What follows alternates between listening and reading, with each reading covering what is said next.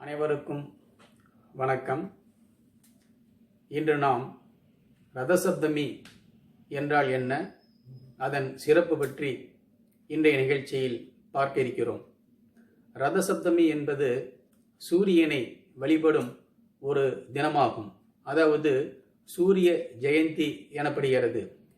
இந்த நாள் சூரியன் அவதரித்த ஒரு தினமாகும். அதாவது காசிவ முனிவருக்கும் அதிதி என்பவருக்கும் மகனாக பிறந்தவர் சூரிய பகவான். அந்த சூரியனை வழிபடும் ஒரு நாளே ரதசப்தமி எனப்படுகிறது. இந்த ரதசப்தமி எப்பொழுது கொண்டாடப்படுகிறது என்று சொன்னால், தை மாதம் அமாவாசைக்கு பிறகு வருகின்ற 7வது நாள் சப்தமி திதியில் ரதசப்தமி கொண்டாடப்படுகிறது. இந்த ரதசப்தமி என்பது சூரியன் ரதத்தில் ஏறி பயணம் செய்கிறான். அந்த ரதத்தை ஓட்டுபவர் யார் என்றால் அருணன் ஆவார். அதாவது சூரிய பகவான் தன்னுடைய தெற்கு நோக்கிய பயணத்தை முடித்துக்கொண்டு இந்த ரதசப்தமி அன்று வடக்கு நோக்கி பயணப்படும் நாளாகும். அதாவது இது உத்தராயணம் என்று அழைக்கப்படுகிறது. இந்த ரதசப்தமி வசந்த காலத்தின் ஒரு தொடக்கமாகும். எப்படி என்றால், ரதசப்தமிக்கு பிறகுதான் சூரியன் தன்னுடைய ஒளிக்கதிர்களுக்கு அதிக பலத்தையும் சக்தியும் கொடுக்கிறார். இந்த நாளில் இருந்துதான் வெயிலின் தாக்கம் மிக அதிகமாக இருக்கும். மேலும் இது ஒரு பொங்கலை போன்றே சூரிய பகவானுக்கு வழிபடும் ஒரு நாள் ஆனதால் இதை மறுபொங்கல் என்றும் சொல்வார்கள். சூரிய பகவான் 7 குதிரைகள் பூட்டிய தேரில் பயணம் செய்கிறார். அந்த 7 குதிரைகள் என்பது 7 நாட்களை குறிக்கிறது. அதே போல அந்த 12 சக்கரங்கள் 12 ராசியை குறிக்கிறது என்றும் சொல்லுவார்கள். இந்த ரதசப்தமி அன்று விசேஷமாக ஒரு செயல் என்னவென்றால், விடியற்காலையில் எழுந்து எருக்கம் இலைகள் 7 இலைகளை ஒன்றன் மேல் ஒன்றாக வைத்து அதன் மீது சிறிது அட்சதையை வைத்து விபூதியை வைத்து நீர்நிலைகளில் ஆண்கள் நீராடினால் மிகவும் புண்ணியமாகும். பெண்களாக இருந்தால் 7 எருக்கம் இலைகளை வைத்து அதன் மீது அச்சதையும் மஞ்சளும் வைத்து நீராடுவது மிகவும் சிறப்பாகும். நீர்நிலையில் நீராட இயலாதவர்கள் அவரவர்கள் வீட்டிலே இருந்தே இவ்வாறு நாம் வழிபடுவது நமக்கு மிகவும் சிறப்பான ஒன்றாகும். அதாவது இந்த எருக்கம் இலைகளுக்கு என்ன சக்தி என்றால், எப்படி மின்சாரம் உலோக கம்பி வழியாக பாய்கிறதோ அதுபோல இந்த சூரியனின் அந்த 7 வகையான ஒளிக்கதிர்கள் அன்று மட்டும் எருக்கம் இலை வழியாக நம் உடலில் பாய்கிறது என்று சொல்வார்கள். அவ்வாறு பாய்வதன் மூலம் நம் உடலில் நோய் எதிர்ப்பு சக்தி வரும். அதுபோல மேலும் நம்மை பிடித்த நோய்கள் எல்லாம் அகலும் என்றும் சொல்லப்படுகிறது. இந்த ரதசப்தமி பற்றி மகாபாரதத்தில் உள்ள ஒரு நிகழ்வு இங்கு ஒரு சாலச் சிறந்ததாகவும் சொல்வதற்கு. என்னவென்றால், பீஷ்மர் அம்பு படுக்கையில் படுத்திருக்கிறார். பீஷ்மருக்கு தான் எப்போது விருப்பப்படுகிறாரோ அப்போது மரணம் நிகழும் என்று ஒரு வரம் இருக்கிறது. பீஷ்மர் தன்னுடைய மரணத்தை விரும்புகிறார். ஆனால் அவருக்கு மரணம் வரவில்லை. மிகுந்த வருத்தமடைகிறார். அப்பொழுது வேதவியாசர் அங்கே வருகிறார். வேதவியாசரிடம் தன்னுடைய வருத்தத்தை சொல்கிறார் பீஷ்மர். அதற்கு வேதவியாசர் சொல்கிறார், நீ ஒரு பாவம் செய்திருக்கிறாய் என்று சொல்கிறார்.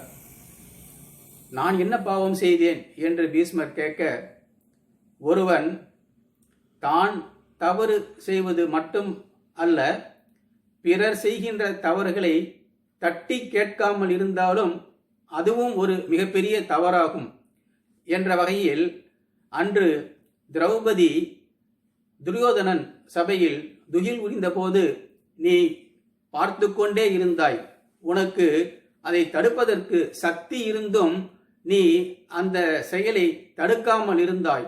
அந்த பாவம்தான் இப்படி உன்னை ஆட்டி வைக்கிறது என்று வியாசர் சொல்கிறார். உடனே பீஷ்மர் மனம் வருந்தி, இதற்கு நான் என்ன செய்ய வேண்டும், இதற்கு என்ன பரிகாரம் என்று கேட்க, அதற்கு வேதவியாசர் என்ன சொல்கிறார் என்றால், நீங்கள் எப்பொழுது தவறை உணர்ந்தீர்களோ அப்பொழுதே உங்கள் பாவம் நீங்கிவிட்டது என்று சொல்கிறார். அப்போது எருக்கம் இலைகளை பீஷ்மர் உடலில் அடுக்கி வைக்கிறார் வேதவியாசர். அவ்வாறு எருக்கம் இலைகளை அடுக்கி வைத்துவிட்டு அந்த சிறிது நேரத்தில் தியான நிலையில் பீஷ்மரின் அவருடைய மரணம் நிகழ்கிறது. அவர் முக்தி அடைகிறார். இது நடந்தது ஒரு ரதசப்தமி தினமாகும். என்ற வகையில் ரதசப்தமி ரொம்ப விசேஷமான ஒரு தினமாக கருதப்படுகிறது.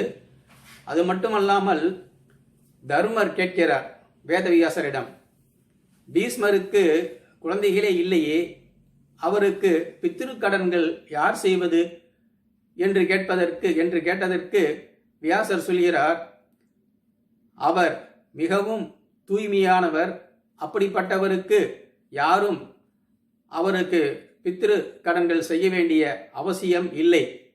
மேலும் இந்த ரதசப்தமி அன்று யாரெல்லாம் நீர்நிலைகளில் அந்த 7 எருக்கம் இலைகளை வைத்து நீராடுகிறார்களோ அவர்கள் அனைவரும் பீஷ்மருக்கு அந்த பித்ரு கடன் செய்த நீர்க்கடன் செய்த ஒரு புண்ணியத்தை அடைகிறார்கள் என்று சொல்கிறார். இப்படிப்பட்ட ஒரு விசேஷமான தினமாகும் இந்த ரதசப்தமியாகும்.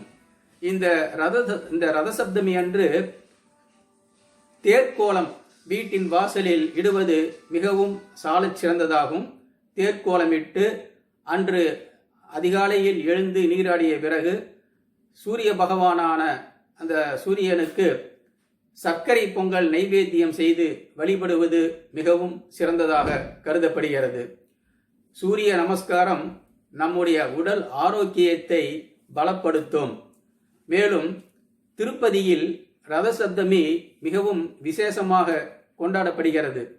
இந்த ரதசப்தமி அன்று திருப்பதியில் ஒரே நாளில் வரிசையாக 7 வாகனங்களில் மலையப்ப சுவாமி திருவீதி உலா வருகிறார். அந்த வகையில் இந்த தினம் மிகவும் சிறப்பு வாய்ந்தது. இந்த ரதசப்தமி சிறிய பிரமோற்சவம் என்று அழைக்கப்படுகிறது. மேலும் ராமாயணத்தில் ராமருக்கும் ராவணனுக்கும் யுத்தம் நடைபெறுகிறது. அந்த யுத்தத்தில் பல பேர் மாண்டு போகிறார்கள். அப்பொழுது ராமருக்கு மிகுந்த மன வருத்தம், இவ்வாறு நான் செய்துவிட்டேனே என்று வருத்தம் ஏற்பட்ட போது அகத்தியர் அங்கே வருகிறார். அகத்தியரிடம் தன் மன வருத்தத்தை ராமர் சொல்லும் பொழுது, அப்பொழுது அகத்தியர், ராமா நீ வருந்தாதே, நான் உனக்கு ஒரு சுலோகம் சொல்கிறேன் என்று சொல்லி ஆதித்ய ஹிருதயம் என்ற சுலோகத்தை சொல்கிறார் அகத்தியர். அந்த சுலோகத்தை ராமர் சொன்னதன் பிறகு அவருடைய மனச்சோர்வு நீங்கியது என்றும் சொல்வார்கள்.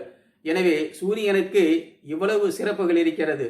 சூரியன் இல்லை என்றால் இந்த உலக இயக்கமே இல்லை, பயிர்கள் விளையாது. எனவே சூரிய நமஸ்காரம், சூரிய வணக்கம் மிகவும் இன்றியமையாத ஒன்றாக கருதப்படுகிறது. அந்த வகையில் நாம் அனைவரும் இந்த ரதசப்தமி தினத்தில் சூரிய பகவானை வழிபட்டு அவன் அருளை பெறுவோம். மேலும் இந்த ரதசப்தமி 2021 ஆண்டு 19ஆம் தேதி வெள்ளிக்கிழமை அன்று, அதாவது மாசி மாதம் 7ஆம் தேதி ரதசப்தமி வருகிறது என்பது குறிப்பிடத்தக்கது என்று கூறி இந்த நிகழ்ச்சியை இந்த அளவில் நிறைவு செய்கிறேன். நன்றி, வணக்கம்.